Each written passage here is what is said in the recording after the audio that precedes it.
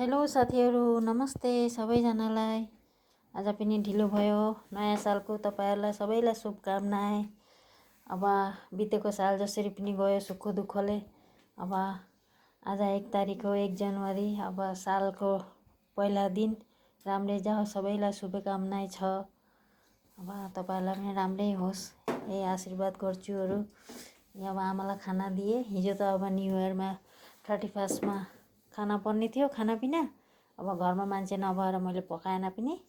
अब आज यही बनाए खसीको शिकार, अनि त्यहाँबाट माछा, अनि त्यहाँबाट बोइल साग, यता गुन्द्रुकको झोल। ढिलो पनि भयो, बहिनी पनि आउँछु भने त्यति ढिलो भयो, आएकी छैन। त्यसको लिए म पर्खिरहेको छु। बस्न पर्यो भनेर भने अब मैले अब खाना निकाल्दैछु।